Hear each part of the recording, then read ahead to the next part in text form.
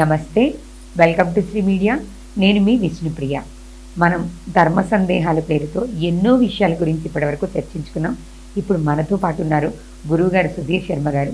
ఈరోజు కూడా వ్యూవర్స్ అడిగిన కొన్ని ప్రశ్నలకి గురువుగారి ద్వారా సమాధానాలు తెలుసుకుందాం. నమస్తే గురువుగారు. శ్రీమాత్రే నమః, శ్రీ గురుభ్యో నమః.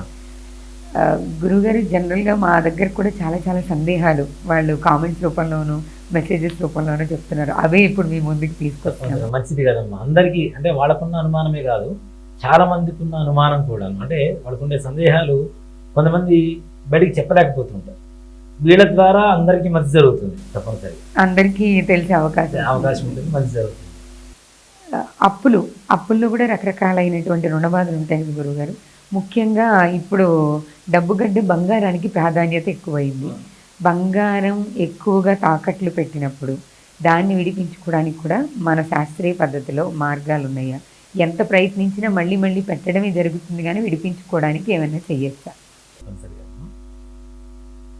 మనం అంటే అసలు అప్పు చేయవలసినటువంటి పరిస్థితి ఏ గ్రహస్థితి వల్ల వస్తుంది అనేటువంటిది కూడా చూసుకుంటే, ఇప్పుడున్న పరిస్థితుల్లో ప్రతి ఒక్కళ్ళు రుణగ్రస్తులు.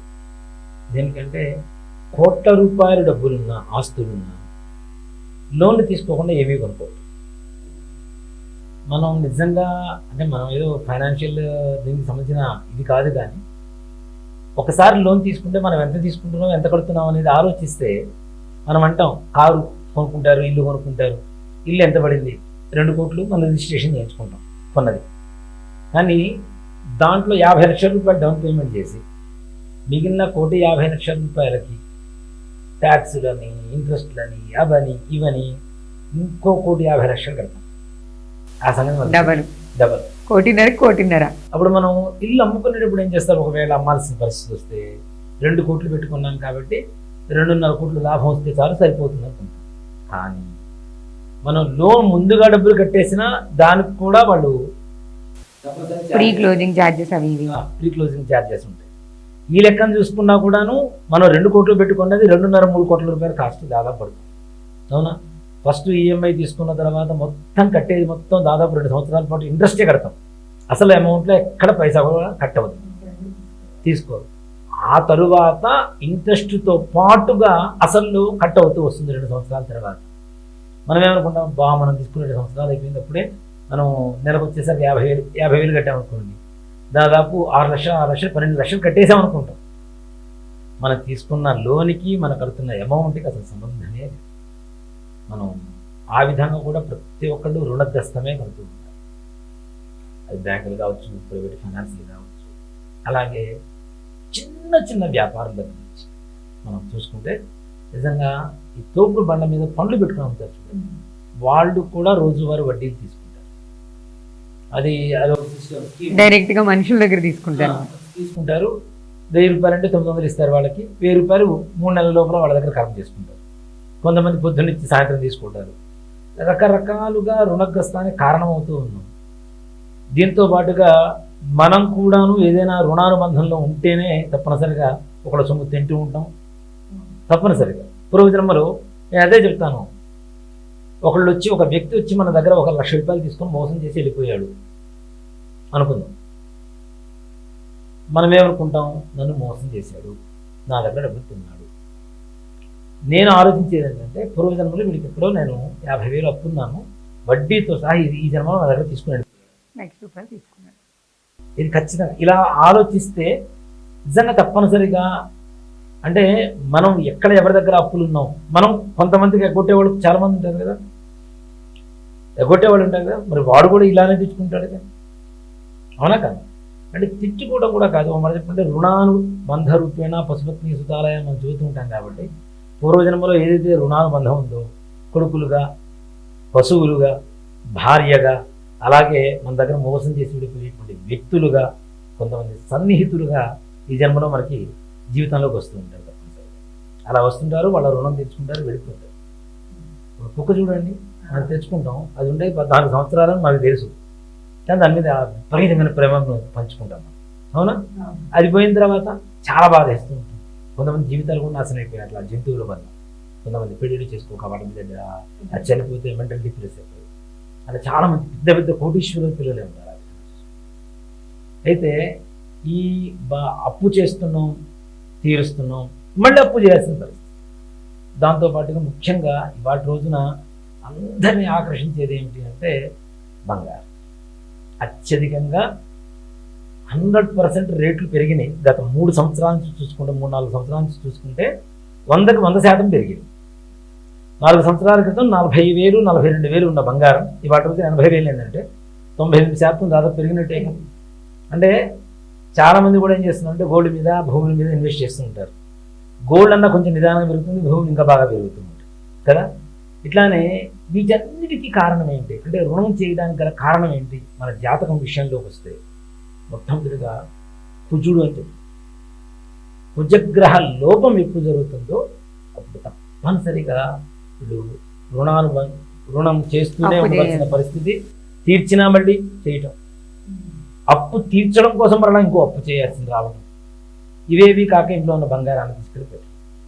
కొంతమంది ఉంటారు అప్పు చేస్తారు, అప్పు ఇచ్చిన వాడిని ఇంటికి ముందు వచ్చి అడిగితే ఇస్తానే అవి ఎక్కడికి పోతా ఉంటాయి, వీడి డబ్బు కోసం ప్రపంచం వదిలిపెట్టిపోతాను అంటే వీళ్ళు మాత్రం సకల సుఖాలు అనుభవిస్తుంటారు.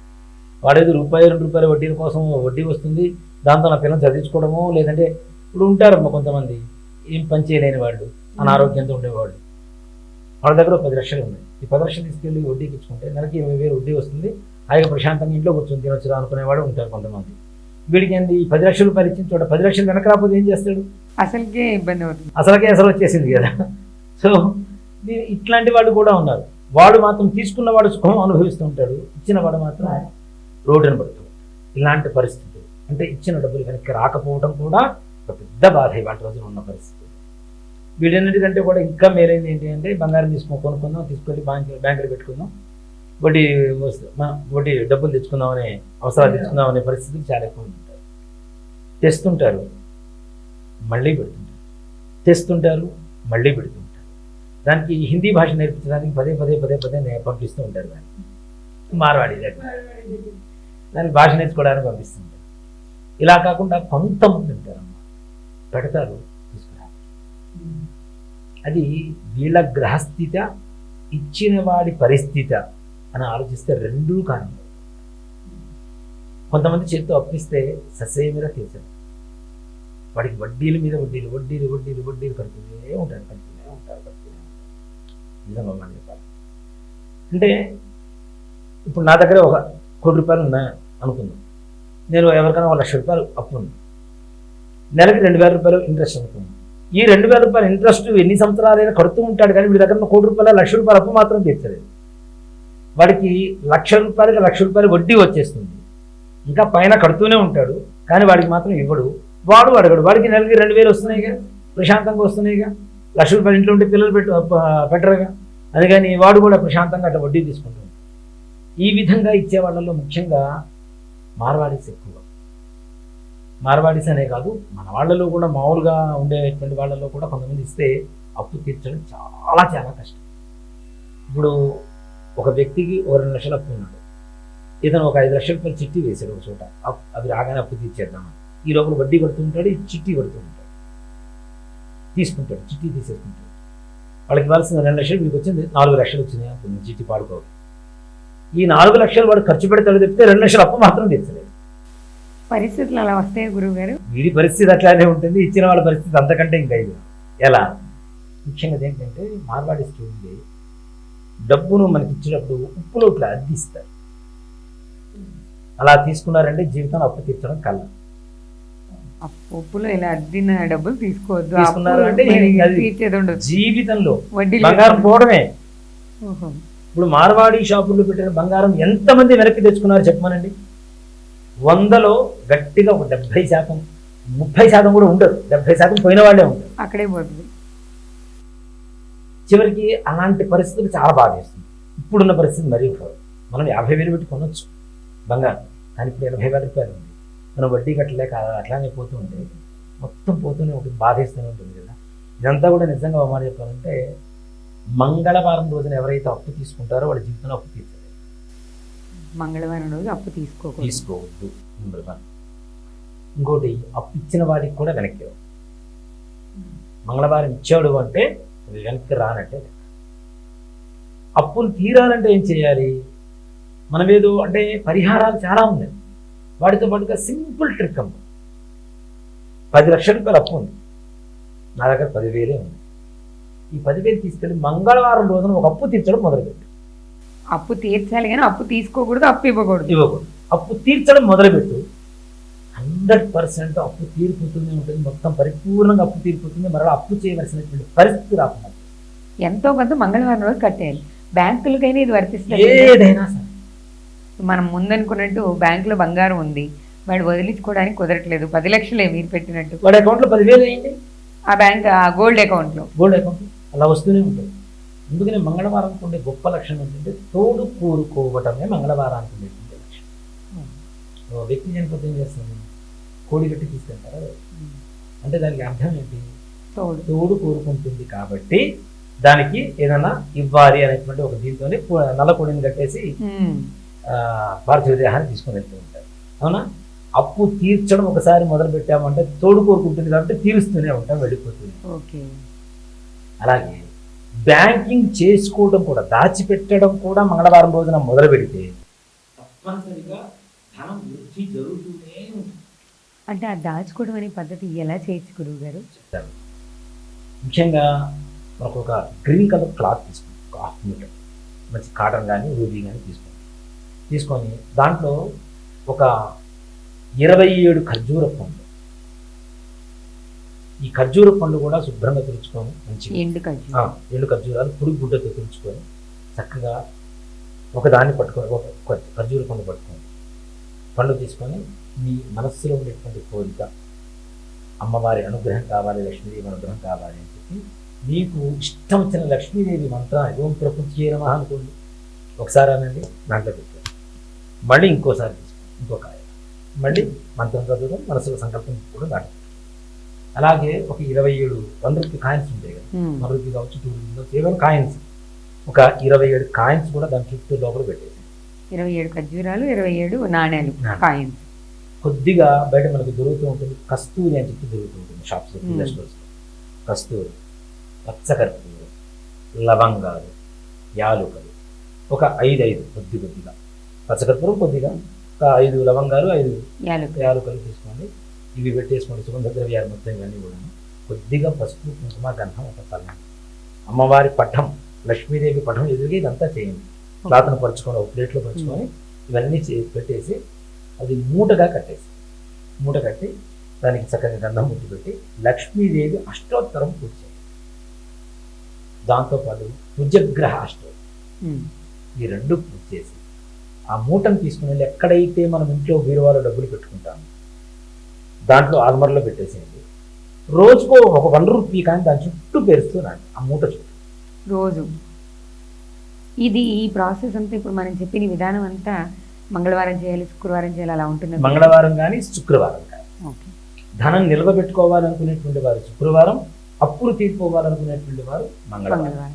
ఈ 2 రోజుల్లో చేయండి. తప్పనిసరిగా మీకు ఉండేటువంటి సకల విధాలు రుణ బాధలు తొలగిపోతాయి, ఆర్థిక సమస్యలు తొలగిపోతాయి.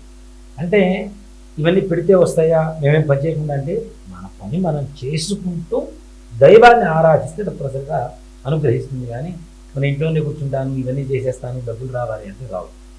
ఇందాక ఒక చిన్న కథ వింది. ఒక ఆవు దగ్గరికి ఒక ఆవిడ వెళ్ళి పండు తినిపిస్తుంది. అది తింటాను, వెనక్కి వెళ్ళిపోతుంది. మళ్ళీ తినాలని చెప్పి మళ్ళీ బలవంతంగా దగ్గర తీసుకుని వెళ్తుంటే కూడా ఆవిడ, ఒక ఆవు కోపం వచ్చేసి ఒకసారి పొడిచేసి వెళ్ళిపోతుంది.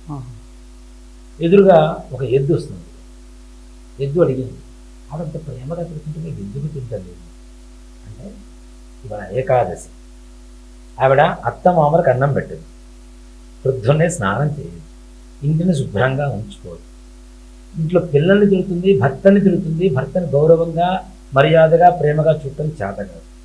ఇన్ని పాపాలు చేసి ఏకాదశి రోజు నాకు 2 అరటిపండ్లు పెట్టేసి అనుకున్న సకల పాపాలు మొత్తం వినాశనం చేసుకుందాం అనేటువంటి దీంతో నా దగ్గరికి వచ్చింది. అసలు నాకు పెట్టినా పెట్టకపోయినా ఇవన్నీ చేస్తే ఆవిడకి పుణ్యం వస్తుంది కదా, అవన్నీ చేయకుండా నా దగ్గరికి వచ్చి పండ్లు పెడితే ఏం పుణ్యం వస్తుంది అని చెప్పింది ఆవు. అది నిజమే కదా, చేయవలసినటువంటి కర్తవ్యం చేయకుండా మనం ఏదో దేవుడికి చేస్తాను అంటే కరెక్ట్ కాదు కదా. కాబట్టి మనం చేసే పనులు చేస్తూ ఇది చేయండి, తప్పనిసరిగా రుణగ్రస్తం అనేటువంటిది ఉండదు, ఆర్థిక బాధలు ఉండవు.